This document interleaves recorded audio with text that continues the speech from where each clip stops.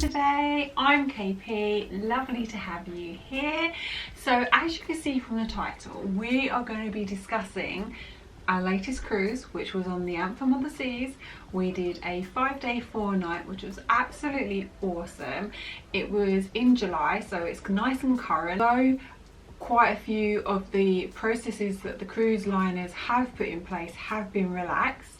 There are still quite a few differences that we experienced this time on our cruise to what we had previously seen and done. So I'm going to take you through what we noticed and what we had to experience, and did it ruin our cruise? So if this is something you are interested in and you're coming up on a cruise, let me know in your comments down below that you're going on a cruise in the next couple of days or weeks or months and you want to know what you're going to be experiencing. Obviously you might have a different experience to what I'm sharing today because everything's changing so quickly, isn't it? So yeah, but leave some comments down below and I will come back to you and I will share my experiences. If I can answer your questions, I'm there for you. Right, so let's talk about, so in my previous videos I talked about the PCR test. Some people are actually having a PCR test at the cruise terminal and some people are being offered the test prior to coming to Southampton 2 days before, maybe 3 days before. You get a window of when you can choose your PCR test. Royal Caribbean, probably because of the stateroom that we had, so we had the Star Loft Suite, offered us the PCR test. We went online, chose our slot and our location. It wasn't close to where we lived, but it wasn't too far away. It was within 30 minutes drive. Really straightforward, quick, as a PCR test that you've probably already done yourself.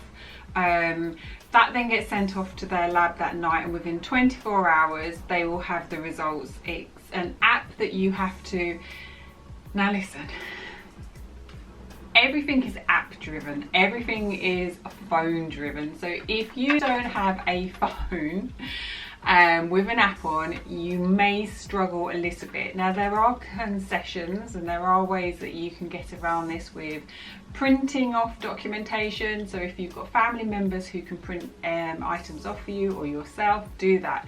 But to get the best results, the quickest results, even the experience on the cruise ship, is an app on a phone. As much as possible, it's contactless. Yeah, so PCR tests, you need to complete one at this moment in time. Then the next thing that they do obviously require is 2 vaccinations. So the NHS app will give you a rundown of the location that you had your vaccinations, the date, because when you actually come to arrive at the cruise terminal and give them over your documentation or on board, they will ask for the date of your last vaccination. That's one of the questions they will be asking you. Recap for you, you need your PCR test, your 2 COVID vaccinations with the date of your last COVID, which is on your NHS app. Also, they are promoting that you do download the Royal Caribbean app. So on the Royal Caribbean app, there is a health and safety questionnaire that you have to complete that as well. So there's almost 3 pieces of information you need to take with you when you go up to the assistant who will register you and get you booked in to board the ship. At the time of we were on the cruise, you had to wear masks, so take mask with you. When you're walking around the outside of the ship, you don't need masks, but when you go into like the solarium area or any area that is where the swimming pools are but it's slightly enclosed, you will need to wear your mask. Even if you're sitting down on the edges of the sofa, wear your mask. If you're having a drink, eating ice cream or anything like that, you can take your mask off, but then the mask is back on. When you're inside the cruise ship and you're walking through the cabins, you're walking through the restaurants, any of those at the theatre, you need to wear your mask. When you're watching a show in the theatres, you need to wear your mask. If you're having your drink, obviously you can take it off to do your drink, but then you need to put your mask back on. All the shows are still running and they are amazing, as you probably already know if you've done a show. They're just absolutely phenomenal. The time and effort that goes into the shows is awesome. So go and do the shows. There is limited seating for shows, so you will be asked to book on the app. But you can also phone a phone number in your room. You know, you get your lovely cruise itinerary. There is a telephone number in there for you, so you can go onto the phone and the lovely guest services will help you, or you can go down to customer service and the guest services will help you, or if you're in the suite lounge and you have concierge, the concierge team will help you as well. So muster has completely changed and I think it's for the better. It was awesome. Muster used to be a bit of a palaver, didn't it? Come on, we all know it did. And just, if you could get away with staying in your cruise, if you get away staying in your room and not having to go out, I think in the old days that's what we used to all do, didn't we? We used to all hide in the room and be really quiet. We would do that. But it's perfect now. So what you do, using the app, you have a video you need to watch. There's a couple of videos you can need to watch. Now the good thing about this is you get on board, cabin might not be ready, but if your cabin's ready, go to the cabin, have a little look, see what it's like, make sure you're happy. We always go to food, don't we? Food or drinks. Get your phone, there's a couple of videos, run the videos while you're having a drink or some food. Once you watch the videos, there's a little, yep, I agree, I've watched it, I'm happy, I understand, so there is a tick box. Then you find your way to the muster point, which tells you on your phone, your app, or the back of your door in your stateroom. And then you go and see your assigned post. The colleague is there waiting for you. In our instance, they swiped our room card and then they gave us a little green sticker that we put on the room card.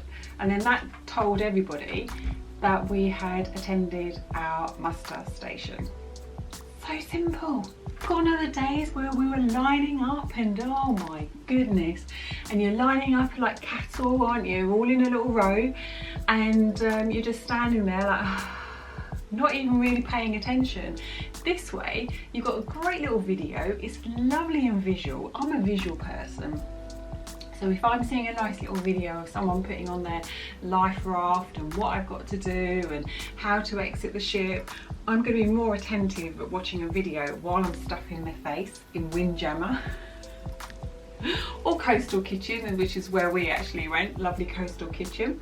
And yeah, so much easier. I hope they keep it. I hope this is the way forward, because you have a time slot as well, so you have a time that you have to do it by, so please make sure you do it. Captain comes on and reminds you all as well. Their system, so they can tell how many passengers are coming on and how many passengers have or haven't completed it, so it's perfect. If you don't have a phone app, if you don't have a phone that has the app, then speak to customer services again and they have another way of you doing it. So you're going to be catered, it's not a problem. Looking on lifts at the moment as well, only take your party. So there's 4 in a lift or your party can go in that lift. And actually our experience in the cruise, no one got in the lift with us. We was just JP and I just in the lift, which actually was okay. But you know, sometimes you have a little bit of banter in a lift. It's quite nice when someone gets in the lift and you go, oh, how are you? You having a nice day? How's it going? There's none of that. So, and I do find that the masks actually do restrict a little bit of the chat that sometimes can go on when you're passing somebody in the cruise, but it's still okay. We're all being safe and we're cruising, so let's just go with the regulations at this moment in time. Restaurants, now for when you want to go to any of the restaurants, you used to have to book anyway, but you can do it all on the phone, on the app. I know. KP, you're going on about this app and everything. It's just the way that I think cruising is going to happen. So it helps them understand also, I suppose, the numbers of people coming to the restaurants. You can cancel at any time, but yes, you do need your app or you can call on the phone in your stateroom, or again go down to the restaurant itself and book your time. We did that with Coastal Kitchen because we wanted to eat there every night at 7 o'clock. So what we did on the first day when we arrived there, we went for lunch. We just said to them, look, could we book a reoccurring 7 o'clock Coastal Kitchen evening meal, and they were fine. They did that for us. They could accommodate it. Actually, they actually said one night they couldn't, and we looked at them and they went, no, it's okay, we will fit you in. And I thought, it's not a busy ship, you're at 25-50% capacity. I'm sure you can fit us in. And actually we found out that there was only 60 people in suite level for concierge and Coastal Kitchen, so I had plenty of space. Cheeky. Yes, so we booked that, and then on the table in each of the restaurants, obviously not Windjammer because that is just a buffet style, I'll come on to that in a moment, but in Coastal Kitchen, we didn't go to the other main restaurants, we just did Coastal Kitchen, and there's a QR code. Again, this is where your phone comes in handy. They will bring out a paper menu for you, but if you just scan the QR code, it will come up with the menu. Like this, wherever I'm putting it. Up with the food options for breakfast, lunch, dinner for every day that we were on the cruise. So we were on the cruise for 5 days, so we had all of the options for the 4 days, and then on the 5th day that was actually just breakfast. Just go to the restaurant of your choice to make a reservation, and it's great just to walk around and just be able to do that anyway, isn't it? And it's just nice to go and talk to somebody at the desk of each restaurant, and you can go in and have a look at the restaurant and make sure it's something you want. We walked over to Jamie Oliver's. It looked lovely. We didn't get a chance to eat there because there was so many other things to do. As you all can appreciate on these cruises, time goes so quickly and all you're doing is eating. Yum yum. Whilst I'm talking of booking the gym, so on the first day we went and found the gym and the spa, and they said you had to book the gym. Later on in the cruise we were finding people weren't booking the gym, they were just turning up at any time, so we were asked to book our time, so we did our morning session and our evening session. I know, twice a day in the gym, crazy, but you know, all that food. I literally did, even though I went to the gym, I still put weight on, and I actually don't mind that because that means it was a successful cruise.